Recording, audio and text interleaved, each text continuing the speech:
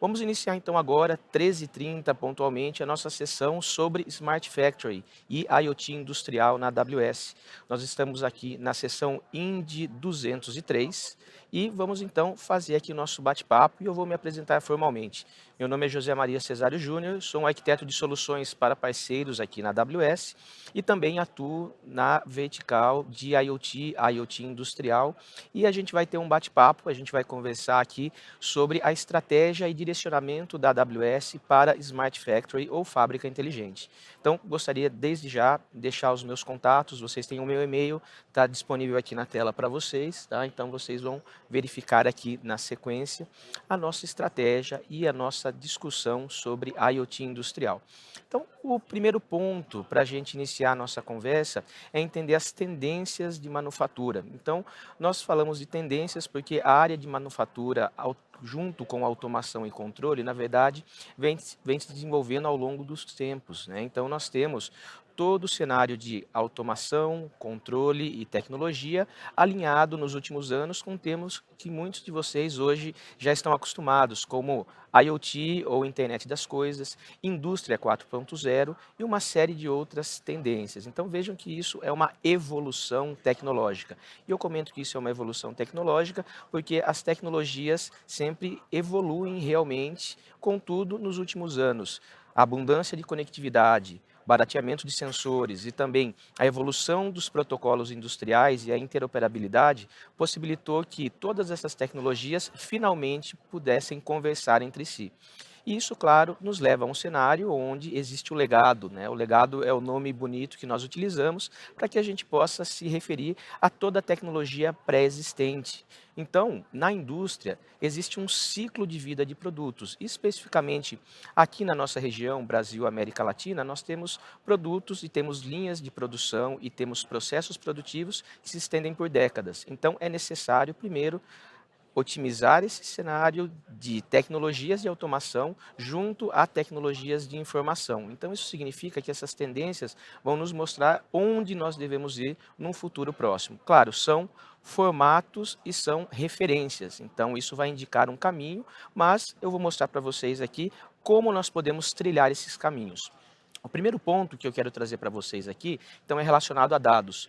Muitos de vocês aqui que já trabalham na área industrial e na área de automação podem afirmar o seguinte: olha, eu tenho uma série de dados da minha produção, eu já tenho uma parte da minha indústria conectada, eu tenho muitos dados disponíveis. E agora, o que que eu faço com esses dados? Então, esse é o primeiro ponto que nós discutimos. Uma tendência a essa evolução tecnológica, com tecnologias de informação e automação, acúmulo de dados industriais e de processos fabris, e aí eu tenho, então, um outro passo a ser dado, que é saber o que fazer com esses dados.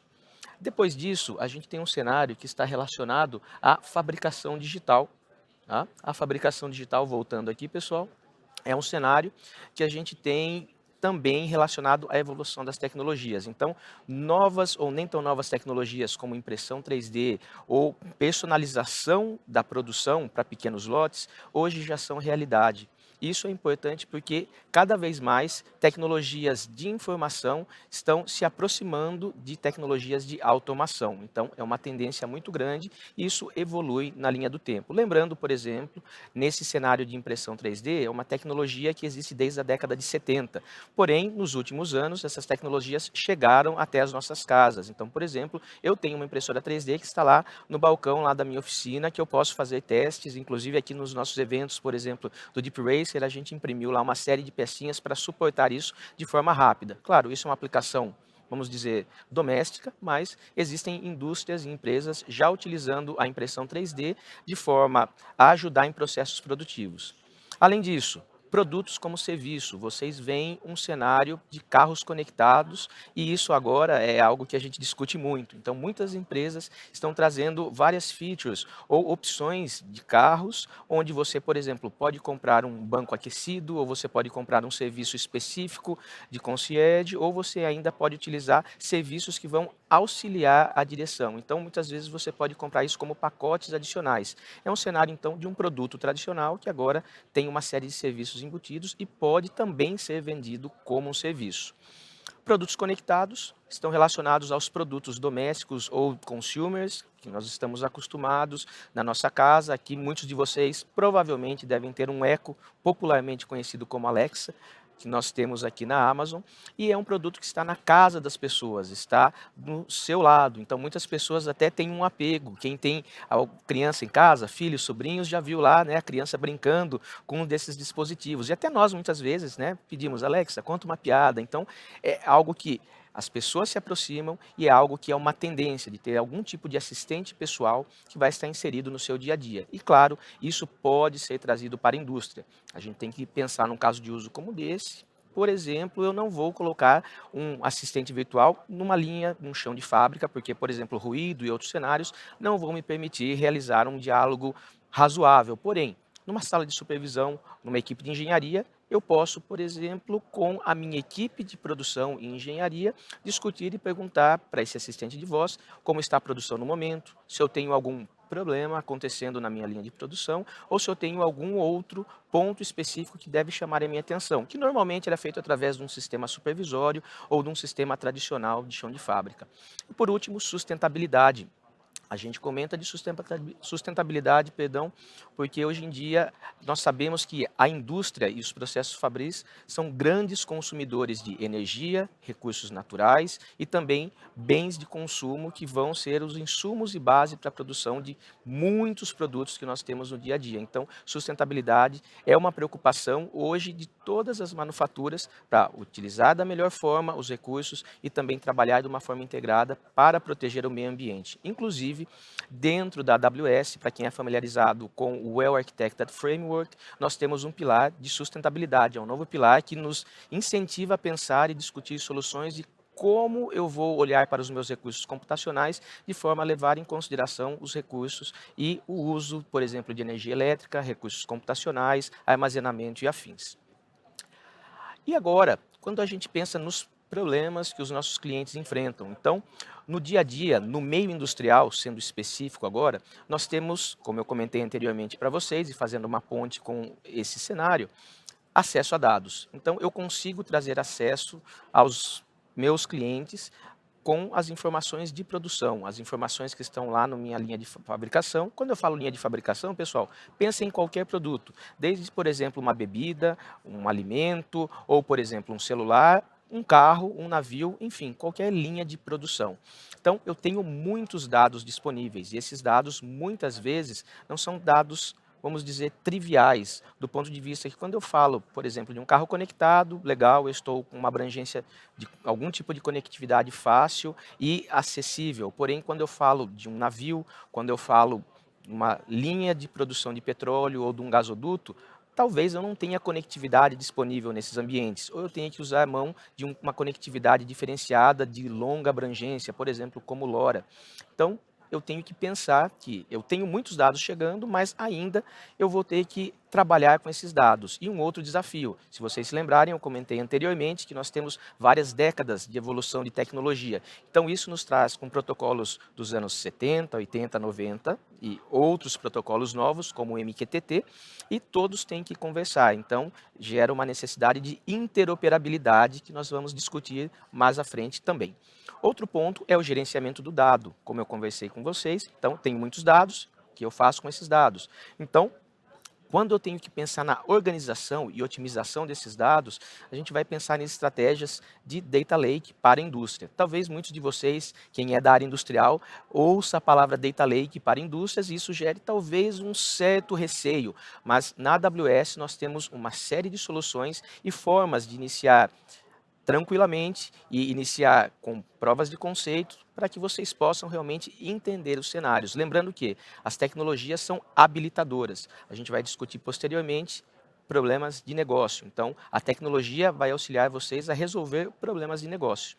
E, normalmente, isso vai nos levar a um outro ponto relacionado à escala. Então, quando a gente vai crescendo dentro de um cenário de manufatura, o número de dispositivos vendidos, os números de clientes que são atingidos, então eu tenho que gerenciar todos esses dispositivos de uma forma integrada. É o nosso famoso asset management, ou gerenciamento de ativos. Então, através de um cenário de gerenciamento de ativos tradicional, que é um processo muito bem conhecido na indústria, nós vamos pensar nesse cenário transposto para a tecnologia. Então, também dentro do mundo de tecnologia, é muito comum a gente fazer o gerenciamento dos nossos ativos, dos nossos servidores, dos nossos equipamentos de storage e também dos nossos equipamentos de rede. Isso também se aplica para um ambiente industrial, lembrando sempre da interoperabilidade.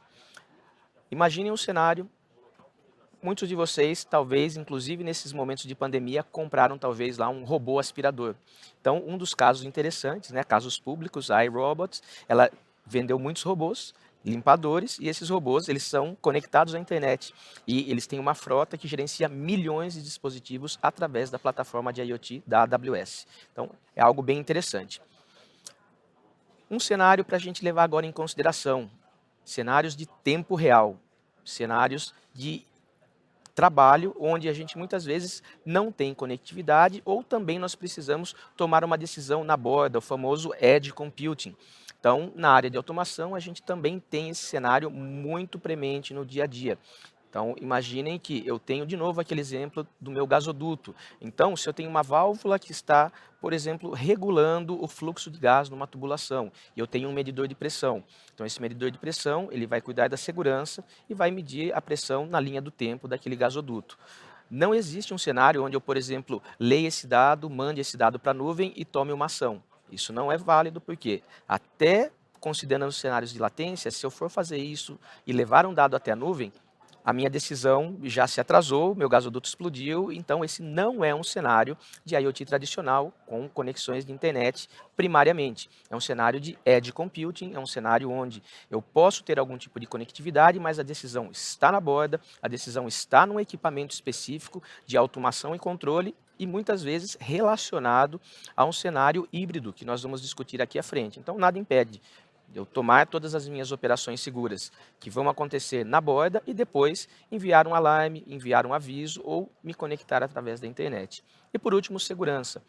Todos os cenários de segurança, e ultimamente é algo que nós discutimos muito, vocês devem ter acompanhado também na mídia, cenários relacionados a instalações industriais que foram de alguma forma ameaçadas ou atacadas, a gente tem que lembrar que ao criar uma instalação industrial com conectividade industrial, com IoT e afins, eu tenho que lembrar dos mesmos princípios de segurança que eu trabalho na nuvem. Então nós estamos falando aqui de criptografia ponta a ponta, estamos falando de comunicações que passam por algum protocolo, elas devem ser criptografadas. Estou falando, por exemplo, de chaves criptográficas, equipamentos físicos como firewalls específicos para a indústria e também todos os aspectos que nós já conhecemos há muito tempo, segurança física, segurança lógica. Então não adianta nada eu ter uma segurança lógica muito boa se o meu equipamento de campo ou se o meu controlador industrial está lá na linha de produção aberta e qualquer pessoa pode chegar, colocar um cabo de rede e acessar aquele dispositivo de forma inadvertida. Então, tudo que vocês já conhecem também se aplica a esse cenário. E lembrando, na AWS, segurança é o nosso job zero, é a nossa preocupação inicial. Então, tudo que nós conversamos sobre segurança na nuvem também se aplica a um cenário industrial. Então, todos esses desafios existem e nós estamos aqui então para discutir como a arquitetura de Smart Factory vai endereçar esse cenário.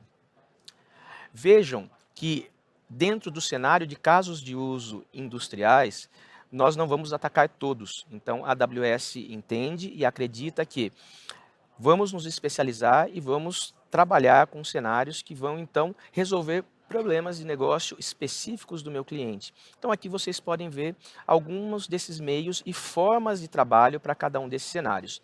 Primeiro é um cenário de produção tradicional, né? Visualização de OEE ou a eficiência operacional. É uma composição de indicadores que vai indicar em um percentual como o seu processo produtivo está eficiente. Um cenário de otimização de processos, então é um caso de uso muito interessante. Sempre lembrando, pessoal, não adianta nada eu colocar e encher de tecnologias de última geração na minha planta, sendo que o meu processo de fabricação e o meu processo industrial e de produto não está evoluído. Então, simplesmente eu vou colocar tecnologia em cima de um modelo e um processo de fabricação que simplesmente não é eficiente. Então, dentro dos casos de uso aqui na AWS, nós também levamos em consideração e nas interações que nós fazemos é comum a gente discutir e trabalhar com parceiros, trabalhar com arquitetos e com as equipes de produto para entender quais são os processos industriais e a partir desses processos que nós vamos entender como a tecnologia vai ajudar a resolver esses problemas. Além disso, manutenção preventiva e preditiva. Nós sempre queremos evitar a manutenção corretiva. Basicamente, é quando algo quebra e a gente tem que sair correndo para corrigir ou trocar alguma peça que quebrou porque eu não tinha visibilidade ou não tinha como prever esse cenário. Então, a AWS tem hoje uma série de serviços e produtos que nos ajudam na manutenção preventiva e na manutenção preditiva. Especificamente na manutenção preditiva, nós temos um serviço que é relacionado a dispositivos, que é o Lookout for Equipments. E a gente tem também o Monitron, que é um equipamento que você coloca em elementos rotativos, por exemplo, rolamentos, motores, mancais. Você faz a medição da vibração, que é uma área tradicional na engenharia, e você consegue de forma fácil ter uma interface para ler esses dados e mandar isso para a nuvem e fazer também uma integração com outros aplicativos. Lembrando que os serviços da AWS todos são acessíveis por APIs e também por SDKs. Então vocês podem trabalhar para integrar os serviços da AWS de IoT, por exemplo, com as suas aplicações já existentes. Comentamos aqui sobre cenários de máquina como serviço, também muito tradicional. Visão computacional. Quem teve aqui nas outras trilhas de IoT também acompanharam cenários de visão computacional, tanto empregados na indústria, na manufatura, nos cenários de agronegócio. Então, nós temos também serviços que ajudam na identificação de casos de uso para qualidade, para identificação de qualquer coisa relacionado a imagens. Então, isso é muito interessante, onde nós trabalhamos com modelos de machine learning, trabalhamos também com uma série de recursos de inteligência artificial. O gerenciamento automatizado de materiais, usando aqui nesse nosso cenário a experiência da Amazon Varejo, Retail, para a movimentação dos seus galpões, seus estoques e afins. Nós também temos casos de uso que vão ajudar no trabalho relacionado à otimização de estoques.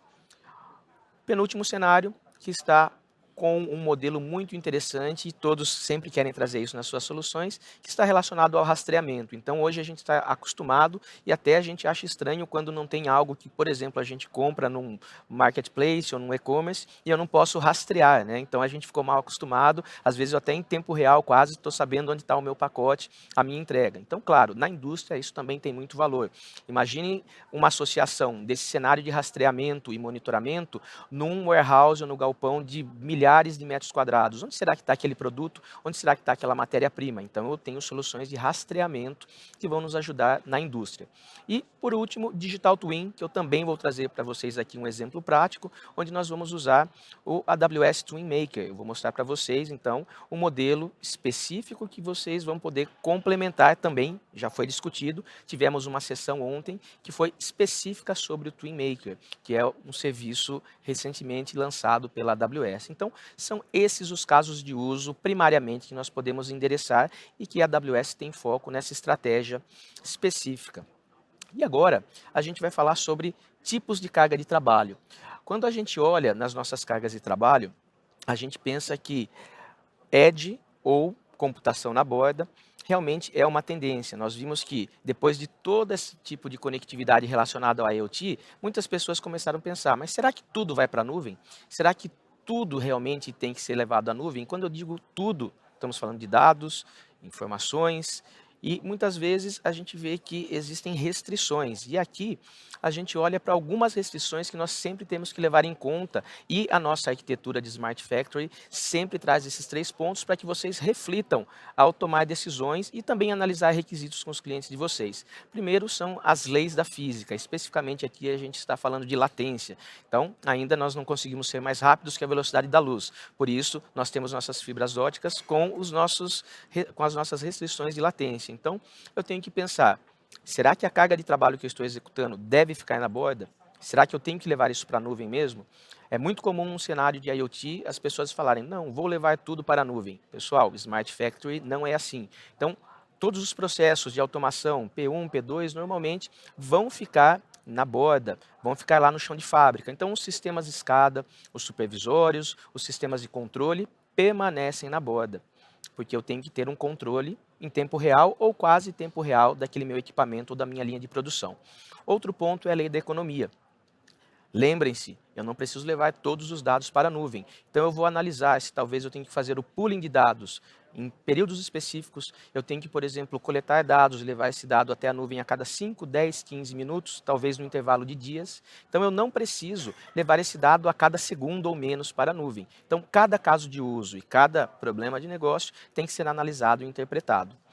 Junto a isso também, a gente tem o cenário que nós comentamos da lei da terra, mas na verdade está relacionado a requisitos regulatórios. Então, nós sabemos que grandes indústrias ou áreas regulamentadas, por exemplo, não permitem que um dado saia de um data center, não permite que um dado mude de país. Então, temos que, por exemplo, considerar que um dado vai ficar numa região específica. Então, hoje, a AWS tem 26 regiões no mundo e também 84 zonas de disponibilidade disponíveis para que a gente possa entender, talvez num caso de uso global, como eu posso atender esse cliente de uma melhor forma. Então, sempre temos que lembrar que essas decisões vão nos guiar se eu vou deixar uma carga de trabalho ou algo na borda e como eu vou então comunicar a borda ou edge com a nuvem e também com os nossos recursos que estão lá no meu data center on-premises do nosso cliente, que também vão existir e coexistir.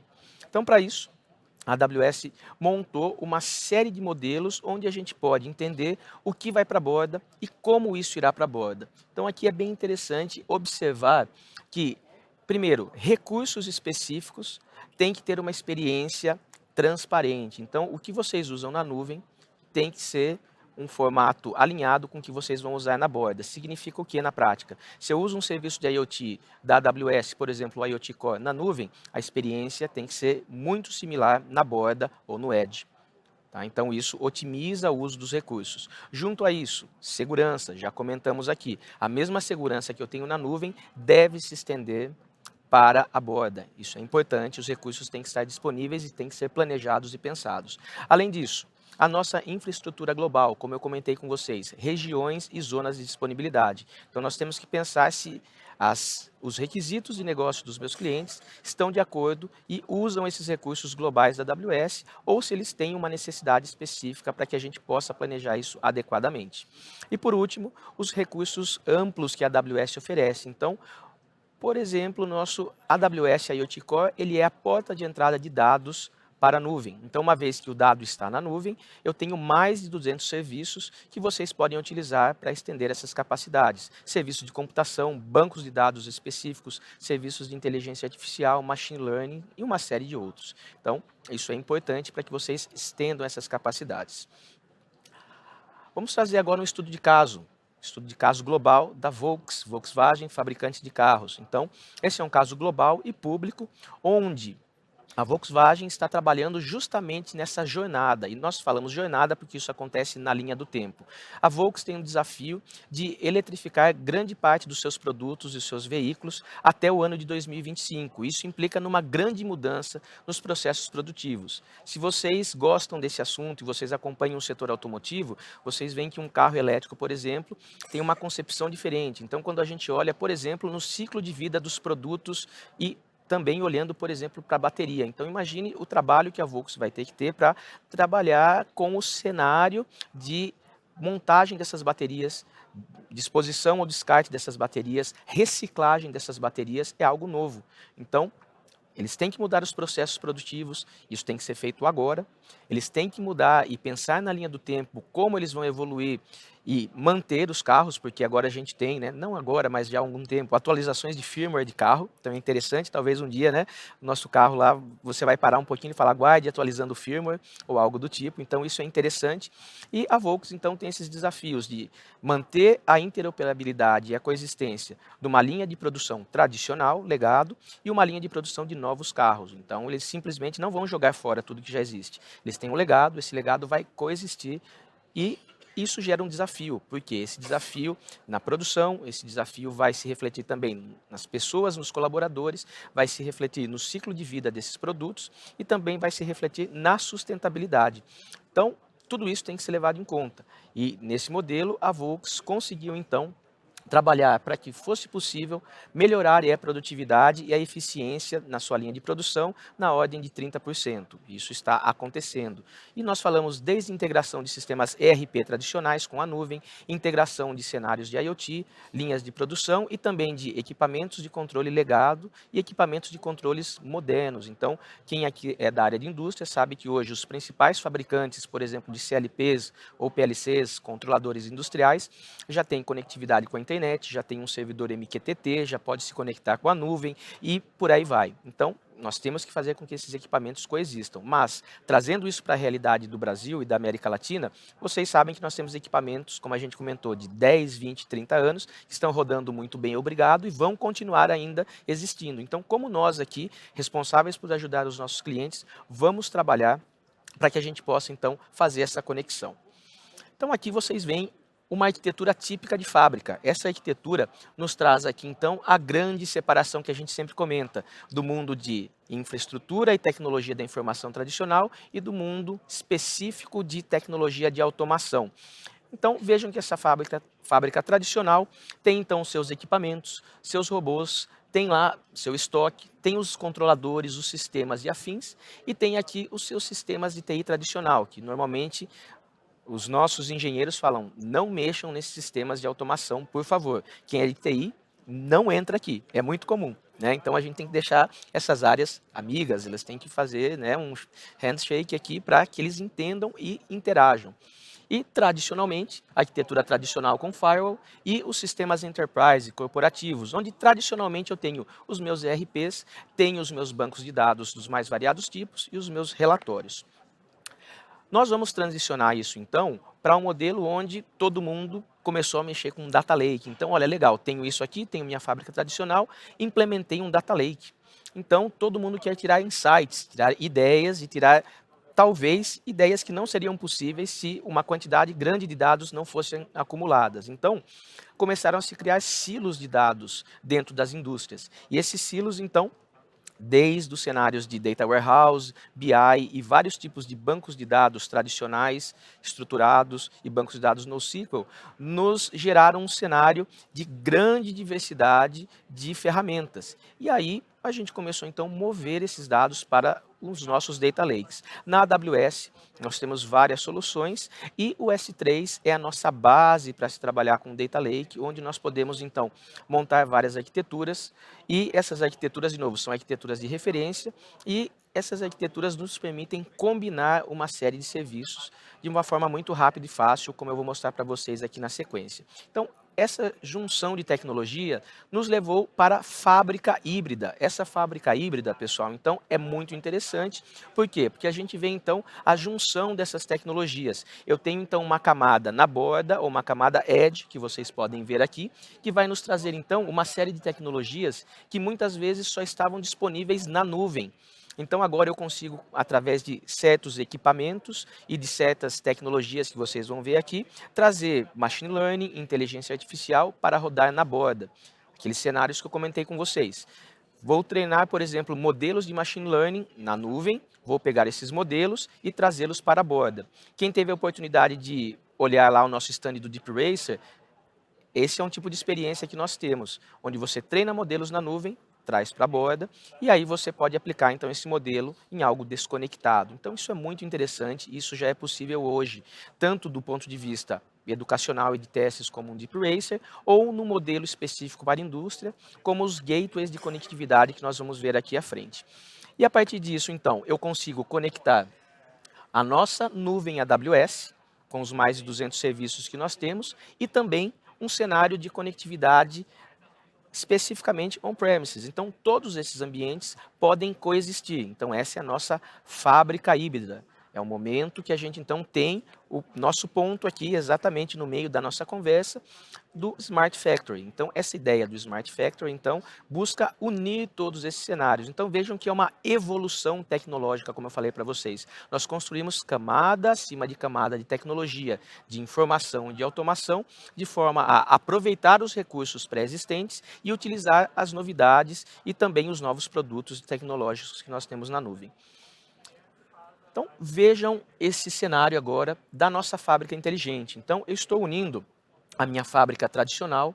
Eu tenho aqui, dentro da minha linha de produção, uma série de sensores, uma série de novas tecnologias, que eu quero, então, trabalhar com os meus sistemas de negócio, trabalhar com os meus processos fabris, e daí por uma série de canais de comunicação, eu vou levar isso, então, para a nuvem. Então, é aquela arquitetura de referência, onde eu aproveito o meu legado, tenho também equipamentos novos, tenho a minha camada de borda ou de edge, onde eu trago aí uma série de tecnologias inovadoras e levo esses dados para a nuvem das formas que nós comentamos, periodicamente, levando isso através, por exemplo, de canais de comunicação diferenciados, protocolos diferenciados e também criando conectividade e interoperabilidade.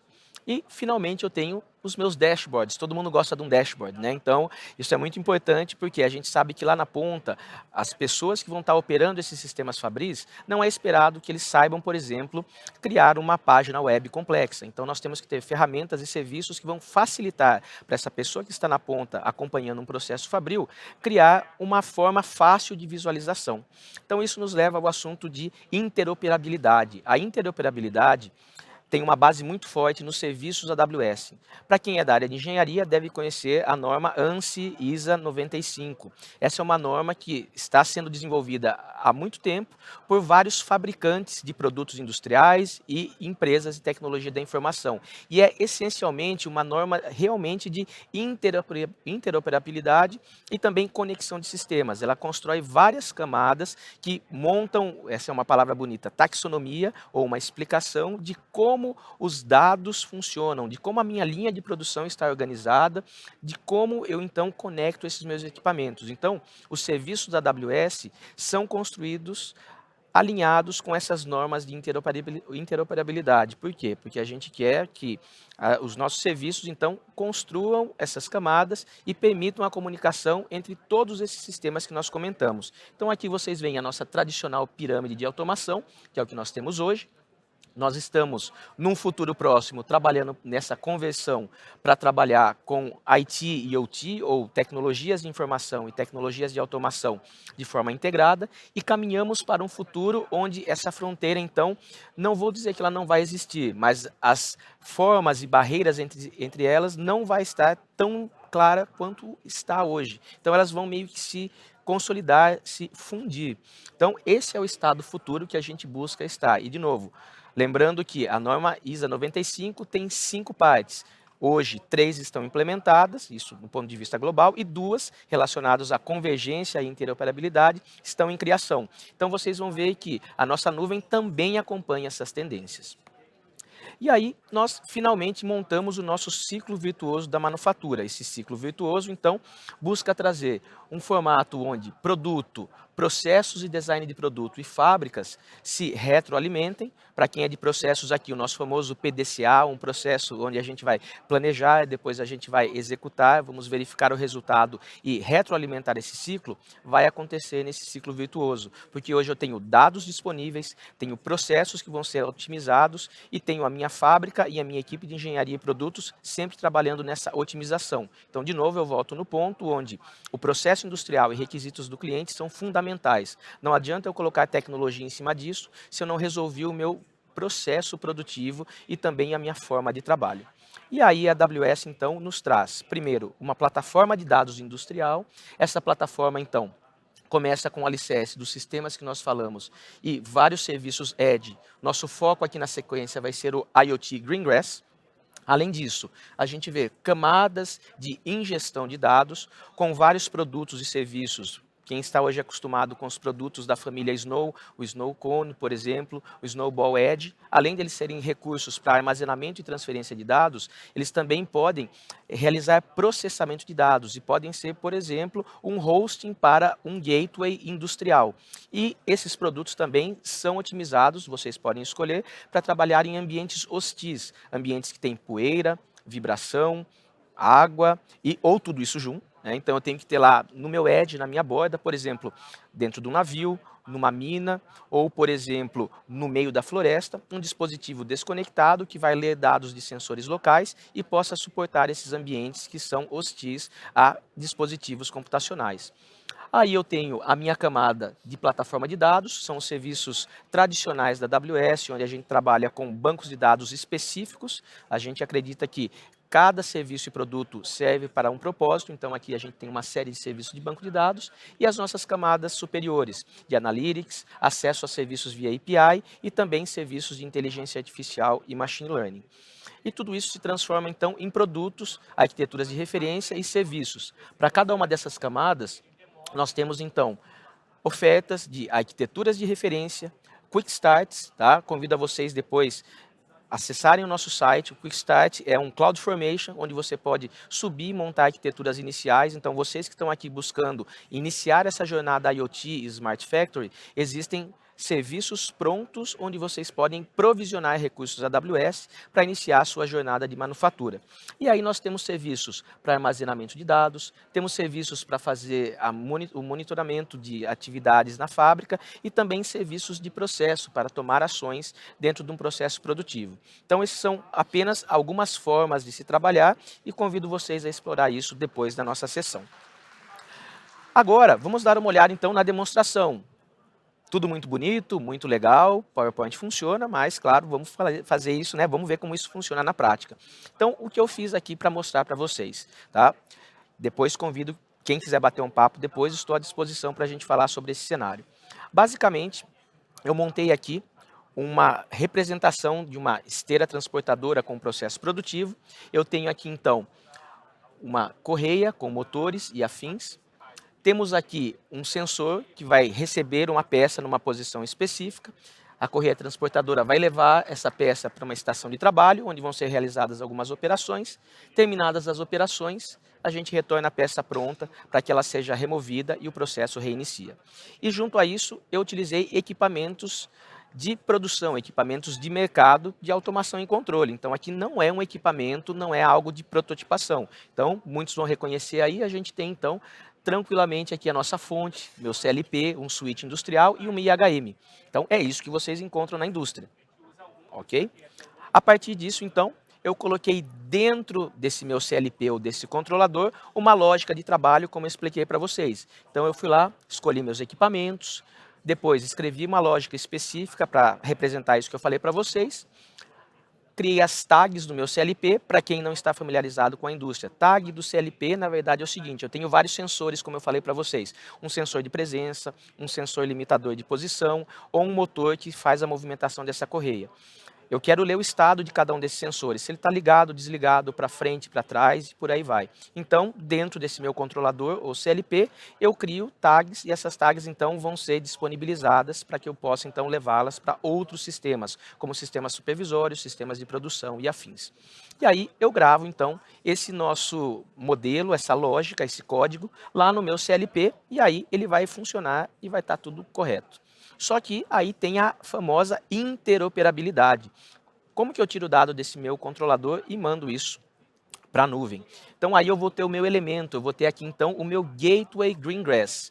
Então esse meu Gateway Greengrass eu criei utilizando um Raspberry Pi, por motivos de espaço, mas eu poderia rodar esse meu Gateway Greengrass em dispositivos homologados da forma que a AWS trabalha com indústria. Então eu vou mostrar para vocês o endereço, onde nós temos vários parceiros industriais que têm dispositivos homologados para rodar o Gateway Greengrass.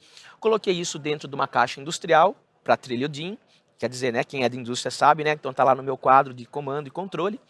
Aí eu criei um servidor OPC-UA. O que é OPC-UA, pessoal? É um padrão de indústria, de automação e de tecnologia de informação para fazer a interoperabilidade de dados. Então, nesse servidor OPC-UA, que a partir desse momento aqui, né, ele vai ser o nosso ponto de convergência, normalmente eu tenho um servidor ou servidores OPC-UA no meu chão de fábrica, na minha fábrica. E ele consolida, então, os dados das minhas linhas de produção, dos meus equipamentos de controle. E aqui um detalhe interessante, eu utilizei o Node-RED. Node-RED é uma linguagem de programação baseada em Node.js, que é low-code, onde vocês podem, então, visualmente construir fluxos de trabalho. Hoje, quase todos os grandes fabricantes de produtos industriais tem um servidor Node-RED embutido junto do seu equipamento, do seu controlador. E aí, finalmente, então, eu tenho o meu Greengrass com conectores para serviços AWS, com acesso a funções Lambda e também com acesso ao nosso AWS Sitewise, que é um serviço onde a gente vai visualizar e explorar dados em escala, que eu vou mostrar aqui para vocês. Então, esse é o ponto-chave da fábrica inteligente, o nosso gateway que vai fazer a interconectividade entre chão de fábrica e nuvem. E, como eu comentei com vocês, a AWS tem vários devices homologados, onde você pode instalar o seu gateway Greengrass, e aí convido a vocês depois a acessarem esse endereço, devices.amazonaws.com, e buscar dispositivos que vocês estão acostumados a trabalhar. Nós sempre estamos trabalhando com parceiros para trazer novidades e trazer novos produtos. Então, uma dica para que vocês possam acessar e buscar aí equipamentos dentro da nossa página oficial. E aí vem a nossa arquitetura. Como que eu montei essa arquitetura para que vocês possam ter, então, um ponto de partida? É uma arquitetura simples, mas ela é eficiente, que leva vocês ao primeiro passo, a porta de entrada dos seus dados industriais para a nuvem e depois para trabalhar com visualização de dados e também dar acesso depois aos mais de 200 produtos e serviços da AWS. Então aqui eu tenho no lado esquerdo de vocês a minha fábrica. Essa fábrica, vocês já viram aqui então os equipamentos industriais, o meu controlador CLP, tenho o meu gateway IoT Greengrass, que eu mostrei para vocês anteriormente, tenho aqui um firewall e roteadores industriais que me levam os dados do chão de fábrica para a nuvem. Através de uma conexão pública de internet ou um Direct Connect, eu posso então conectar o meu chão de fábrica à nuvem, e aí eu tenho meu IoT Core trabalhando aqui com os meus serviços e levando os dados a vários tipos de personas que vão então nos ajudar aí a levar esses dados para o chão de fábrica e para outros níveis. Então vamos dar uma olhadinha nisso trabalhando, pessoal. Olha lá que interessante. Então agora eu tenho aí esse meu kit, tá? E vocês vão ver então, opa, vamos voltar aqui, apertei rapidinho aqui os dados, voltando, e agora sim. Vocês vão ver então aí a movimentação aí do nosso processo, tá? Então, está lá andando a pecinha, realizamos 3 operações e depois disso ela volta aqui. Então, uma reprodução de um processo industrial. Como isso funciona? Então, dentro lá do meu servidor, isso aqui estou no Node-RED, estou lá no Edge. Criei então o meu servidor OPC UA, ele está aqui dentro, está disponível, está rodando.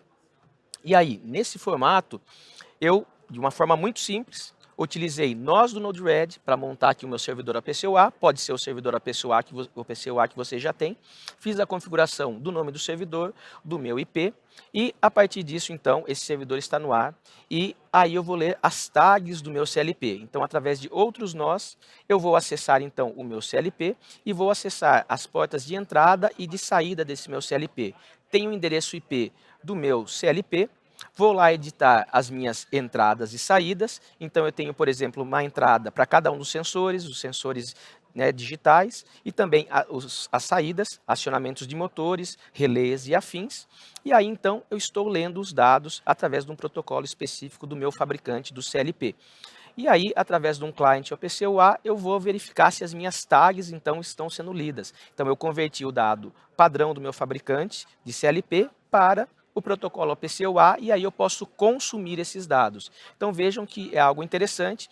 Abri um client OPC UA e esse client então está me mostrando todos os dados, está me mostrando todo o detalhe do que está acontecendo na minha produção. Então até aí, legal, muitos de vocês até talvez já estejam acostumados com esse cenário. Então vejam que depois que eu criei esse meu cenário, estou lendo os dados, eu vou ter lá então um dashboard. Esse meu dashboard, também ainda na borda, no Edge, vai me mostrar o estado atual, como se fosse um supervisório do que está acontecendo em cada uma dessas entradas e saídas. Então, eu ainda estou na borda, eu estou lendo os dados, e a partir disso, eu quero então, com esses dados disponíveis, eu vou trabalhar e vou para a internet, vou lá então para o meu painel de serviço IoT.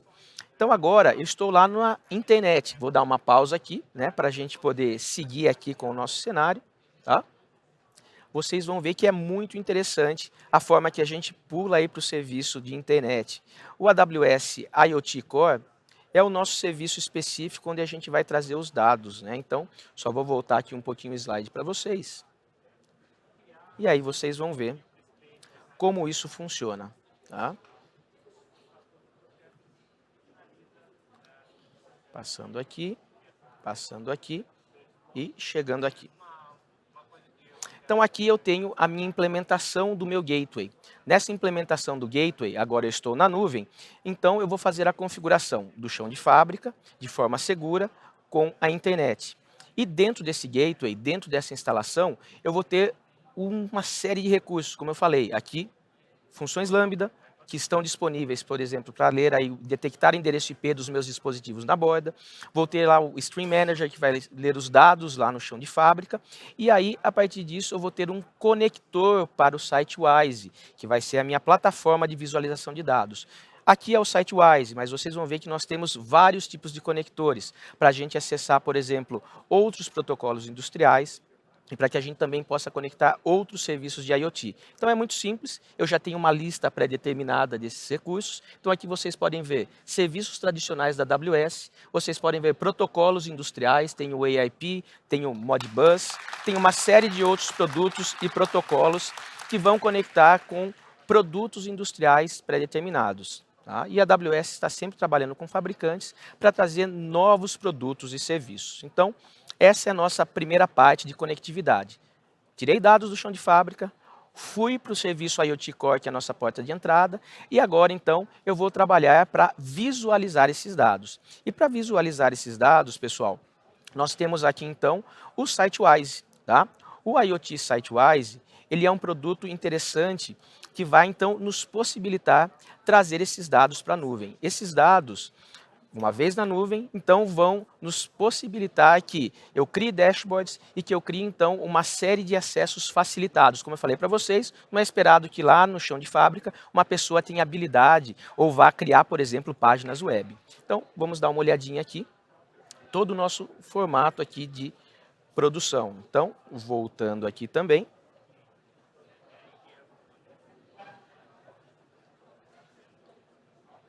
Legal. Então agora a gente está no IoT SiteWise, na nuvem, onde então eu vou criar a conexão com o meu gateway. Então aquele gateway que está lá atrás, ele vai se comunicar via OPC UA. OPC UA, a gente já comentou aqui, é o nosso protocolo padrão, e eu vou então, criando a conexão desse gateway, gerar as linhas de dados. O que são essas linhas de dados? Lembram lá da interoperabilidade, pessoal? Eu tenho lá então uma arquitetura, uma taxonomia de como eu vou ler os dados dos meus ativos. Então, lá daquela minha linha de produção, eu quero ler os sensores de presença, quero ler lá todos os detalhes específicos e o meu gateway IoT, então, vai ter que ser configurado através do modelo de dados para que eu possa ler cada um daqueles tags lá do meu CLP. Então, eu vou mostrar aqui para vocês agora como que a gente vai fazer essa leitura.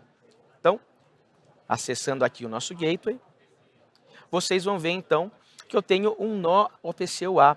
Esse nó OPC UA está com a configuração da nuvem, porque eu tenho um túnel seguro estabelecido entre o meu gateway do chão de fábrica e a nuvem. Então, vocês só têm que, basicamente, apontar o endereço IP local e o protocolo, que já está definido. E depois disso, a gente consegue, então, fazer a definição de cada um dos pontos de dados. Vou mostrar para vocês aqui agora essas entradas de dados. Legal.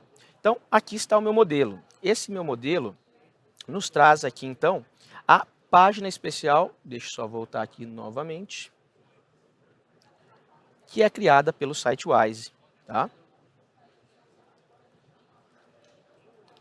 Estou voltando aqui. Então, aqui eu leio os meus dados e depois de ler esses dados, eu vou trazer, então, os atributos. Esses atributos vão ser configurados nessa página. Essa página nos traz o modelo que está configurado dentro do meu gateway e cada uma dessas linhas de dados, então, estão disponíveis dentro do SiteWise. Essas linhas de dados disponíveis vão nos trazer aqui, vou mostrar aqui para vocês na sequência também, os nossos atributos. Então, cada um desses atributos que eu tenho aqui, fotossensor, as unidades de leitura, as leituras dos dados de motores, estão configuradas como variáveis. E essas variáveis, então, vão ser acessadas dentro da nossa página. E aqui nessa nossa página, então, uma vez que eu criei todas essas variáveis, vou mostrar aqui para vocês, eu tenho o mapeamento exato do que está lá no nosso servidor APC UA para as linhas de dados que estão agora na nuvem. Então, é a mesma coisa, pessoal. Novamente, interoperabilidade. Trouxe os dados do chão de fábrica para a nuvem. E aí, com isso, com posse desses dados agora na nuvem, o que eu vou fazer? Eu vou trabalhar aqui e vou usar uma página que o SiteWise me disponibiliza. Eu não preciso criar uma página web nova. Eu consigo aqui, então, montar dentro do SiteWise, através de widgets, uma visualização em forma de gráficos de cada um desses parâmetros. O SiteWise vai me criar um endereço público na internet, esse endereço é protegido via HTTPS, eu posso personalizar esse site e daí eu posso criar também ou usuários que estão disponíveis aqui no SiteWise ou fazer uma federação com SSO, com um AD ou com o serviço de federação que vocês têm no dia a dia. E aí dentro do SiteWise, então eu vou de uma forma como um assistente, como um wizard ou next, next, finish, que nós brincamos, criar então esses dashboards. Então vejam aqui que agora eu tenho esses dados disponíveis, tenho esses dados chegando em tempo quase real na minha nuvem e a partir disso então eu posso personalizar, eu posso dar zoom, tudo isso daqui vocês vão ver, na sequência eu vou demonstrar para vocês, é criado arrastando, colando, configurando, então não há necessidade de vocês codificarem nada. Vocês vão então escolher as tags que a gente acabou de determinar no passo anterior, elas estão filtradas e aparecendo aqui, e daí eu tenho a possibilidade então de ajustar o tamanho, tenho a possibilidade de movimentar isso nessa página, de novo, é uma página web pública protegida por usuário e senha ou uma forma de controle que vocês tenham. E aí eu faço todas as configurações, posso trabalhar e ajustar ali o nome, né? Aí é dia a dia, né, pessoal? Aí a gente vai acessar e trocar nome dos nossos gráficos, a gente pode mudar os tipos de gráficos, também tão simples quanto escolher esses gráficos aqui. Posso fazer o ajuste, vejam que os dados já aparecem na hora que vocês fazem essa atualização. Posso também escolher forma de visualização de tabelas ou forma de visualização específica para grids. Posso colocar aqui limites e posso também adicionar linhas de tendências e alarmes. Tá? Quem está acostumado com sistemas supervisórios, você tem um supervisório na nuvem que vai te ajudar a criar isso de forma muito rápida. E aí eu posso então remover, criar, enfim, fazer todas as operações que vocês estão acostumados. Então esse é o AWS SiteWise. O SiteWise, então, vai ajudar vocês a visualizar em escala e trazer esses dados da nuvem de uma forma estruturada e organizada. E daí você pode passar isso para a área, ou para a pessoa, ou para o departamento que você quiser. É muito rápido, muito simples, está disponível de forma bem direta para vocês, para montar esse cenário. Então vejam, minha arquitetura simples já me possibilita ler toda essa quantidade de dados e montar esses cenários. Tá? Então, esse é um ponto muito interessante de visualização de dados. E, por último, para que a gente possa, então, entender como isso foi criado e como essa linha de produtos se conecta, a gente sabe que existem tendências de fabricação relacionadas a gêmeos digitais. Então, tudo que vocês estão vendo aqui, visualização de dados padrão. Posso fazer uma POC com o meu cliente e rapidamente trazer isso para que ele possa experimentar, então, o poder da nuvem, o poder dos recursos Edge. E aí eu conecto isso com um gêmeo digital, que é o nosso serviço IoT TwinMaker. Então eu fiz uma representação desse gêmeo digital, dessa linha de produção, onde eu tenho também uma taxonomia, tenho uma arquitetura de dados, que vai conectar o meu modelo físico e lógico com uma representação digital dessa linha de produção. Então, olhem que interessante, fiz essa conexão, trouxe os dados, as tags do meu CLP lá embaixo no chão de fábrica estão aqui disponíveis, mapeadas, e agora eu tenho um modelo digital 3D na nuvem. Então vejam que esse modelo, e aqui é um modelo mais completo, né? Não tem todos esses equipamentos, mas aqui vocês podem ver então uma visualização 3D dos mesmos equipamentos físicos que existem no TwinMaker. Ontem nós tivemos uma palestra específica sobre o TwinMaker, quem quiser saber mais também estou à disposição, mas é um serviço que a gente está divulgando e trabalhando para que vocês vejam o poder dessas ferramentas. Então a gente passou em todo esse ciclo, recapitulando a nossa conversa, desde o chão de fábrica e aplicações e dispositivos legado, até um modelo de visualização em tempo real através de uma página web e fechamos esse cenário vendo um modelo, um gêmeo digital 3D, onde vocês podem, então, a partir disso, trabalhar com modelos já existentes, trabalhar com simulações de dados e também trabalhar com simulações de processos. Então, a gente cumpriu todo o ciclo específico, desde o modelo do chão de fábrica até a nuvem. E claro, uma vez que isso foi estabelecido, essa arquitetura é uma arquitetura inicial, a gente pode utilizar de novo os serviços de Data Lake, serviços de inteligência artificial, serviços de machine learning, de forma a complementar e fazer uma jornada de IoT. Se vocês se lembrarem, eu falei lá no início que a fábrica inteligente é uma linha do tempo e uma evolução de tecnologias. Então, nós vamos manter, evoluir as nossas tecnologias e, então, é necessário entender e ver efetivamente como a tecnologia evolui e como nós vamos aproveitar essas tecnologias de forma a não jogar fora o que já existe, porque é importante, funciona e nós damos o valor, aquilo lá está produzindo valor para o nosso cliente, e como a gente aproveita, então, as tecnologias de nuvem. Então, com isso, a gente entende aqui o que aconteceu, né? Recapitulando a nossa arquitetura. Então, eu montei de verdade uma planta industrial que usa equipamentos industriais, que trabalha nível 24 volts, que trabalha com gateways, atravessa a internet, chega até a nuvem e usa o IoT Core como porta de entrada de dados industriais para a nuvem. Usa o AWS Sitewise para gerar portais web com visualização segura e com possibilidade de personalização de forma muito rápida e fácil. E também tenho o TwinMaker, que me possibilita trabalhar com gêmeos digitais e simulação de processos de manufatura, de forma a garantir a interoperabilidade entre esses sistemas. E aí, claro, posso ter os meus sistemas ERP, meus sistemas Enterprise, On-Premises, todos conversando de forma harmônica.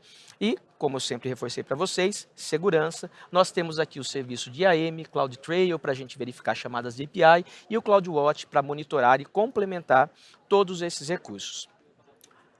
Finalizando, pessoal, convido vocês a acessar aws.amazon.com/industrial. Vocês vão encontrar as arquiteturas de referência, vocês vão encontrar todos os modelos, quick starts, documentação e vários desses recursos e ativos que eu comentei para que vocês possam ver, testar e talvez implementar no seu dia a dia de forma a iniciar um piloto, uma prova de conceito e levar esses conceitos para a produção, como eu demonstrei aqui para vocês.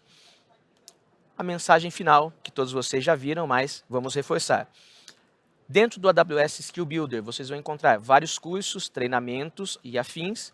Procurem pela palavra-chave IoT, onde vocês vão encontrar vários recursos e treinamentos específicos para IoT e IoT industrial e também sempre pensando na nossa melhoria contínua e na nossa melhoria como profissional.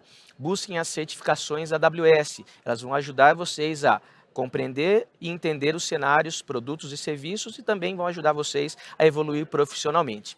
Então, com isso, eu agradeço o tempo de vocês, agradeço toda a nossa interação aqui, eu sei que todos vocês estavam concentrados, prestando atenção.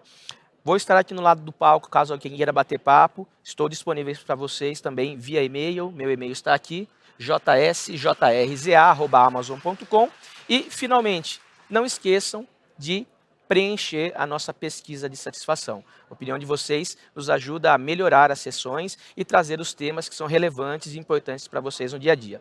Mais uma vez, meu nome é José Maria Cesário Júnior, sou um arquiteto de soluções para parceiros aqui na AWS. Espero que vocês tenham gostado da nossa sessão e convido vocês a aproveitarem aqui então as outras sessões e o restante do nosso evento nesse dia de hoje. Obrigado, pessoal, e boa tarde.